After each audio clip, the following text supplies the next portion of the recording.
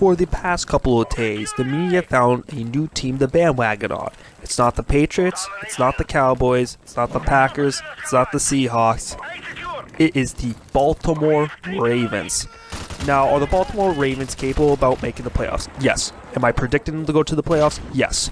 And for a team that I've predicted to go to the playoffs for the past 2 seasons, they both let me down twice. And when I look at the Ravens definitely have a roster who just has a bunch of bargain bit players, bunch of has-beens, kind of okay starting players, and just not enough studs on their roster. And I just can't see them possibly going to Super Bowl. Playoffs is much more realistic. Do I see them going past the Steelers? No, not really. I think the Steelers will definitely get the better of them here, because definitely one thing for sure is when you have Ben Roethlisberger, Antonio Brown, and Le'Veon Bell, that's a really good big 3. You're talking about 3 top 5 players at each position right there. And I just look at the Ravens, and the Ravens, when it comes to their studs, they really have one stud on top of my head I can name, and maybe an up-and-coming stud. The one stud I can name is Marshall Yanda. Marshall Yanda, great guard in this league. A lot of people respect him. Tough player, but guards don't really win Super Bowls. Just hate to break it to you. The Patriots in the 70s and the 80s had the best guard to ever play in John Hanna, but they went to one Super Bowl with him and absolutely got demolished by the Chicago Bears. The Chicago Bears showed them that they didn't belong in the Super Bowl. So, if your best player is a guard, that's your true stud that you can actually rely on, that you know he's going to consistently go out there, that's a little bit of concern. And when it comes to the next up-and-coming stud, I definitely do like watching C.J. Mosley. I think C.J. Mosley is a true up-and-down linebacker. I think he could do a lot of different things. He's definitely versatile, and I definitely do like what he can do. It's just, will he develop to the next level? If he becomes if he gets to Luke Kuechly level and Bobby Wagner level or Dante Hightower level, whatever, if he just becomes one of the next great middle linebackers in the league, then yeah, you're looking at a very good player right there. That guy that's going to be fun to watch. And I just look at that. Those are the 2 players. Sure, Joe Flacco can turn himself on, but he's Eli Manning. You can't really rely on him. And yes, I am picking Eli Manning to go to the Super Bowl this year to take his Giants back there. And when I look at that, I just don't see it. And the reason why I'm picking the Giants to go to the Super Bowl versus the Ravens just to be a playoff team is pretty simple. I think if you look at the Giants have just a better roster. I really like the studs on their team versus the studs on the Ravens team. I think Odell Beckham Jr. is a very good player. I think Brandon Marshall's a great player. I think that Olivia Vernon's a great player. I think Landon Collins is a great player. The Ravens simply don't have that.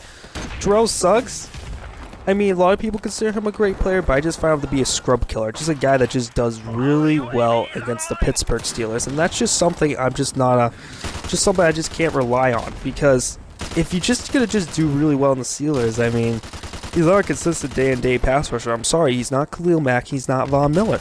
He's just not that. And then they got Eric Weddle. Eric Weddle, who could still play, but Eric Weddle isn't one of these players that really, he just doesn't blow me away. And just looking at Eric Weddle, it's just, he can still play. He's still a legit good player, but he's just not great. The issue is, when you look at teams that go to the Super Bowl and win the Super Bowl, they have stud players on their roster. Just look at the teams that just make the playoffs, they still have stud players. Detroit Lions, Matthew Stafford. Matthew Stafford was a real MVP candidate last season.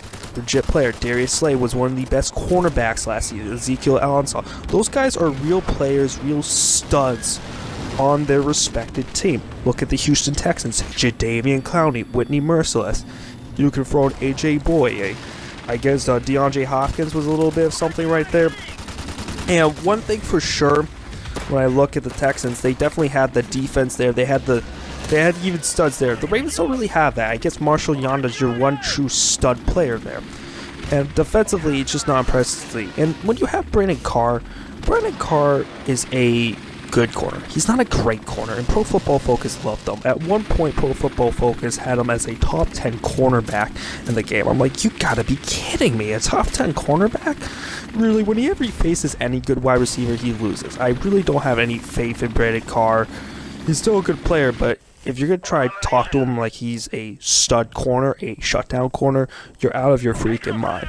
So defensively, the Ravens don't really look too impressive. And then on offense, you got Marshall Yanda. Then you have Joe Flacco, who, as I said before, is the Eli Manning of the AFC. So he's kind of a 50-50. And then the receiving core, Jeremy Maclin has been, Mike Wallace has been, Rashad Perriman, young player with a lot of talent who hasn't proven themselves yet. Those are gambles. Those aren't the stud players right there that you're looking at.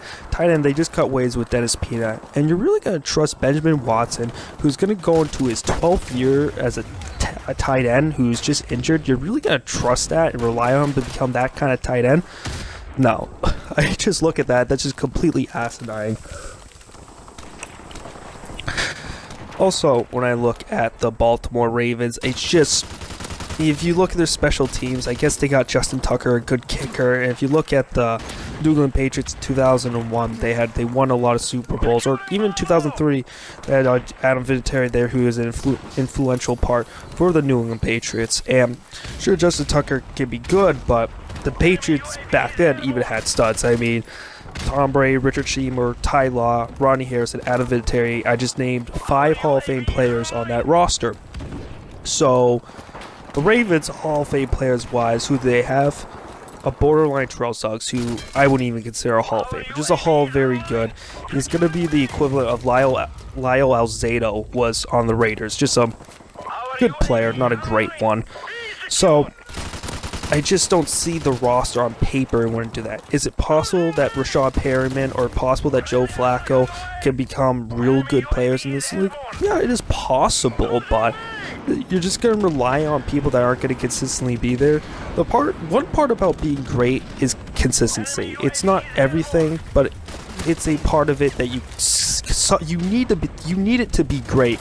But just because you have consistency doesn't mean you're the greatest. That's the difference. Where I like the consistency argument, but to be great, you're gonna need consistency. Just because you have consistency doesn't mean you're great, but you're gonna need that also. So after that kind of rant about consistency left and right, but I just look at that and they just don't have that. They don't have a guy I can just look at and he's just like, oh, he's gonna be great this year. Every team feels as if, or at least every team that's in the playoffs that made the playoffs had a player that you're like, okay, this guy's going to be great next year. We're not too worried about him sucking. Every team has that. I think the Atlanta Falcons, well, Julio Jones is going to be good next year. Yeah, he is probably going to be very good next year. Antonio Brown's going to be very good next year for the Pittsburgh. Yeah, he's going to be very good. Gronkowski's going to be very good for the New England Patriots. It's just you have those consistency. With the Ravens, you simply just do not have that luxury. The Ravens just do not have that luxury, and that's a real big concern right there. And so when I look at this, compare them to the 2012 Ravens, there's some big differences right here. One thing is leadership. I think I'd say leadership's a big one. First things first, you had Ed Reed and Ray Lewis. You had the greatest middle linebacker at an old age, respectively. And then you had Ed Reed, the greatest safety ever, at an old age, respectively, playing. You also had Haloti Ngata, who was a beast by then. So you had stud players. Paul Kruger was still playing as a good depth piece. Kerry Williams, well, he wasn't that good, but overall, you had a stud defense. You had a stud front seven, at least, to rely on, even when they weren't playing good. And let's just look at their offense. Look at their offense, okay? Ray Rice, forget about him.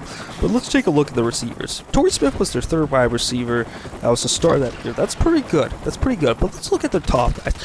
Let's look at Jacoby Jones. Jacoby Jones had a very, very good 2012 postseason. That was his last great year. And we all loved how Jacoby Jones did that time, and he was fantastic.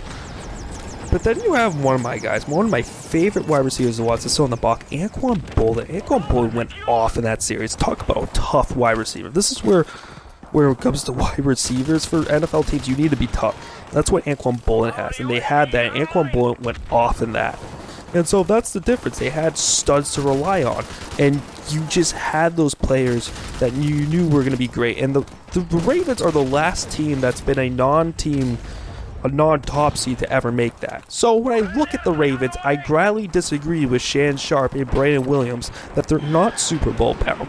Is it possible? Yes, but the chances of them going to the Super Bowl are highly unlikely.